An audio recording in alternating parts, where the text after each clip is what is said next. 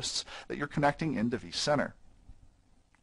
I'll choose the next button here and add this to my data center for the location for storing the host's virtual machines, and click Finish to actually bring this server into the environment. You see down here under Tasks, if I take a look here, it'll show me that I'm attempting to add in a standalone host into the environment. And it's taking about 80% of the way through, and it's retrieving some additional information. Once it's actually completed this process of bringing this host into the environment, I've got a couple of additional configuration steps that are required to get this ESXi host ready to begin hosting virtual machines. And you can see there now it appears that it's completed, and now I have esx1.company.pri that's now available for me to operate with here in the vSphere client. Let me go over here to the configuration node. Over the next couple of nuggets, we're going to be spending a lot of time here in the configuration node because each of these hosts needs to be configured across their storage and their networking and their storage adapters and network adapters. All of this other core functionality has to be set up before we can ever go through the process of bringing on virtual machines.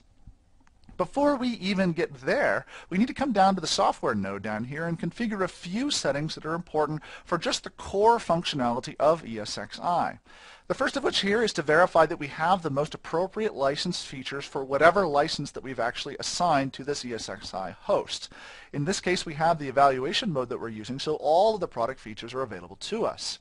Under time configuration, we always want to have these ESXi hosts connected up to some sort of NTP server, whether it be local or on the internet somewhere, because that NTP server is going to provide the appropriate time services for making sure our logs have the right times associated with them. Now you'll see the NTP client here is currently stopped, and we don't have an NTP server that we're connecting to.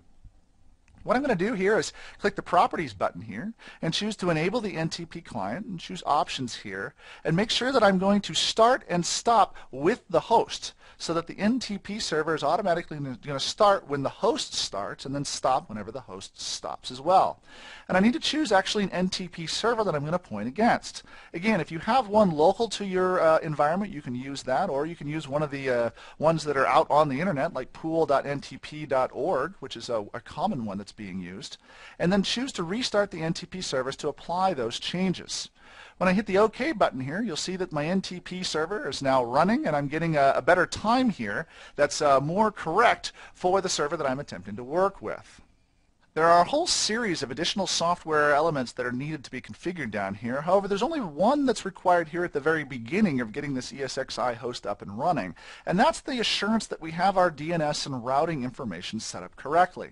You can see here that I have my name as ESX1 and the domain of company.pri. I currently have a static DNS server of 192.168.0.100. My search domains are company.pri, and I have a default gateway for the VM kernel of 0.1. If any of these were incorrect, I could choose the Properties button up here to adjust some of the information here. This is for DNS configuration under the first tab and for routing here under the second tab. These are all correct because I've entered them in appropriately whenever I was doing the initial configuration of ESXi back in the ESXi console. So this really concludes the initial configuration of that ESXi host here inside of vCenter. So what have we talked about this nugget? We've talked about the installation and the initial configuration of a VMware ESXi host. We went through the process of installing and completing that configuration and verifying the thumbprint. We created a data center and added that host into vCenter server. We talked a little bit about lockdown mode and some of those very initial settings you have to be aware of, and also what the steps are you need to actually license that ESXi host. I hope this has been informative for you, and I'd like to thank you for viewing.